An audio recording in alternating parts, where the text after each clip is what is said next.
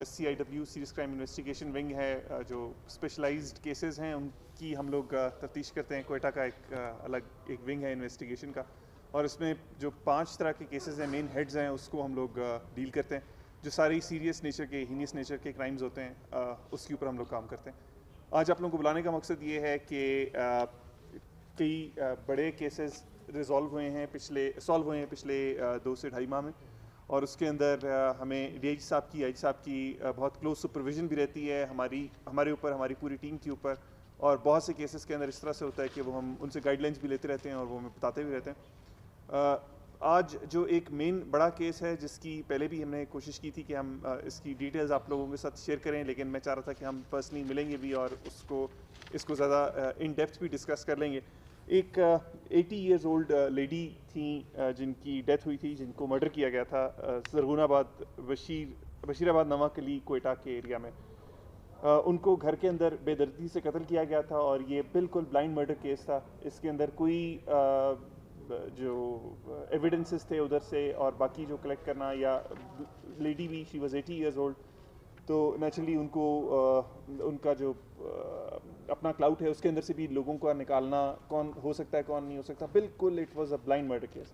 हमारी टीम ने इसके ऊपर बहुत मेहनत की, हमारे IOs ने, हमारे इंचार्ज होमिसाइड हैं, ये साथ मौजूद हैं।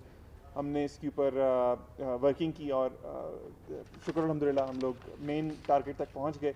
और उसके अंदर हमने जो मुलजिम था उसको न सिर्फ पकड़ा है, बल्कि जो स्ट्रेंगुलेट करने के लिए उसने जो रस्सा यूज़ किया था वो भी हमने बरामद कर लिया, और उससे कन्फेशन भी हमें मिल गया है, और अब उसके जो दूसरा साथी था उसको भी हमने उठा लिया। बताने का मकसद ये है कि ये बिल्कुल एक ब्लाइंड मर्डर केस को इस तरह से इतनी जल्दी सॉल्व करना मेरे नज़दीक ये बहुत बड़ी चीज़ है। दूसरा, जो सरियाब में खलीफा गली में एक कत्ल का वाक़या पेश आया था, और उसके अंदर भी इसी तरह से ये ब्लाइंड मर्डर केस था। स्पेशल टीम एक बनी थी और स्पेशल टीम को ये हेड कर रहे थे। इसके अंदर हमारे जो इंचार्ज ऑपरेशंस हैं निज़ाम साहब, ये भी थे। बाकी भी एज अ टीम हम लोगों ने, आर्म्ड रॉबरी यूनिट वाले और होमिसाइड वाले, इन्होंने मिलकर इसके ऊपर काम किया और इस ब्लाइंड मर्डर केस को भी रिजॉल्व कर लिया। फिर दुरानी टाउन मशरकी बाईपास कोयटा में जो कत्ल का वाक़या हुआ था उसको भी रिजॉल्व कर लिया गया है और उसको भी सॉल्व कर लिया गया।